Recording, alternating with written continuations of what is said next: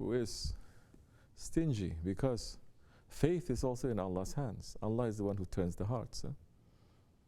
That's why in Islam we say, don't look down on the unbelievers so much. Everyone comes for unbelief one way or another. He may change. Allah is a turner of hearts. He may change it just like that. And the believer must be generous. The believer will give what Allah gives to him. He gives, he doesn't keep. From the Holy Prophet ﷺ, every maqam that was given to him, and he's saying, what about my ummah? What about my ummah? One of the reasons why marriage, it is farz in Islam, for us to understand this nature that Allah has given us to be generous, to give, to take care of something, to have love, to be protective over something that is not you. A part of you, but it's not you. It is easy for the woman to have that feeling. But for the man, it is not so easy unless he marries and he has children and he starts taking care of those ones who are not his blood lineage, but he's taking care of those ones who are in need. That is the characteristic of all prophets. It's the characteristics of the awliya Allah. They take care. They never say, this is mine and this is yours. In fact, whatever that they have, they give. From the Holy Prophet ﷺ to every prophet, to every awliya, they take, they don't keep. They take and they give. The more they give, the more Allah will give to them. So you're asking, what is the proof of a believer, of a murid, that he is happy with Allah? The proof is, he is going to give that happiness and spread that happiness to others. What Allah has given to him, he must share. He wants others to taste it. You know how it is, even if you eat something, the most delicious thing, the pleasure increases when you start sharing it. And you say, come, you must taste this. You're not tasting when that person is tasting. It's not like that person is eating and you feel the taste in your mouth. You don't. This is just a belief. This is just, you are sharing a feeling. You're sharing a characteristic. But when someone else is tasting and liking what you're liking, your pleasure is increasing. So you're happy with Allah. Allah is happy with you. That time you want to give that happiness to everyone. You want everyone to taste from that happiness. You're not going to make people to feel miserable. You're not talking about murids. You're not going to make people to feel miserable. You're not going to make people to feel other than what Allah subhanahu wa ta'ala has blessed you with. And you want to give it. You are always in shukr. You cannot be in shukr if you don't remember. You cannot be in shukr if you don't remember. If you are not always remembering and understanding where I was before and where I am now. I was in need and Allah is giving me. I was an orphan and He took care of me. I was unprotected and Allah is if you're not remembering this, whatever that Allah gives you, you not only start to think that it is your right, in today's language they say you're entitled to it, you start to demand more. And you start to think if it is not given to you, you start to become very angry with the one who gives to everything. You start saying, this is unfair. Why this one is getting, I'm not getting. But once you start to understand the wisdom of giving to others, you understand other wisdoms too. Why Allah gives and why Allah is not giving. Why Allah is blessing and why Allah is putting a punishment. Because it is not separated from each other. And that's the time you are going to go according to Allah's will. You're not going to fight it. You're going to understand the hikmat. You're not going to be afraid to say, this is a punishment from Allah. You're going to be afraid of Allah. And you're not going to interfere.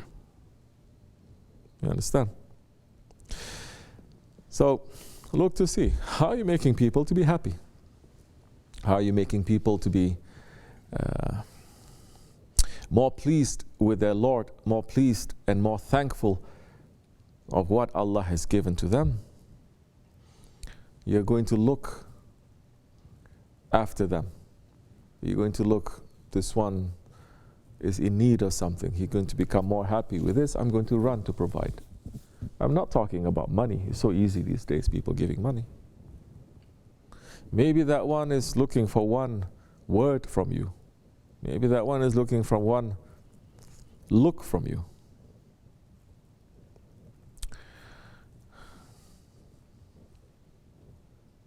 We must look. It's raining outside. Huh? It's either raining or the cat scratching. I think it's raining. Anyway, it's a sign that it's accepted, inshallah, if Allah likes. Then when you're happy and you're grateful, things that are not going according to your way, you're going to try to find the reason why. The product of happiness, the effect of happiness is you're going to have more tafakkur. You're going to understand more. And once you start understanding, then that time you will be able to move yourself in the destiny that Allah subhanahu wa ta'ala has put you in. You're going to know that you have to walk this way. This is the things that you have to do. You're no longer just floating, not knowing what you're supposed to do. Because every believer must know what they're supposed to do. May Allah forgive us, inshallah. And may Allah make us to be grateful ones. Surround yourself with grateful ones. Be with grateful ones.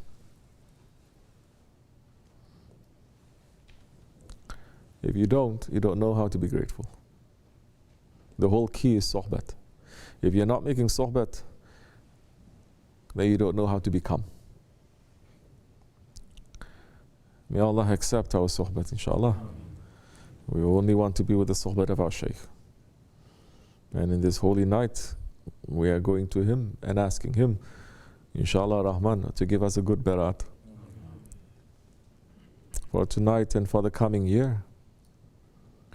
And for us to be able to be of more service for Islam, for Haqq, for this way. For all our bad characteristics, inshallah, to slowly go away. For more good people to be with us. For all the hypocrites to leave. This is always our dua. Like this and like that. Allah is accepting our dua, alhamdulillah. And we're asking, don't make us to become hypocrites.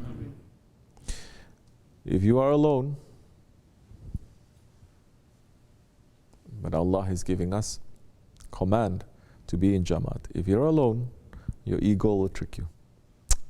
The whole world will know the wrong things that you are doing, but you, because you're alone, through your own illusion and delusion and imagination, you think you're the only one who is right. Allah subhanahu wa ta'ala is saying, be with the majority. And alhamdulillah, we want to be with the majority. We're not looking for everyone to like us. As our Shaykh had said so many times, the sign of a good leader is when those who love him is more than those who don't love him.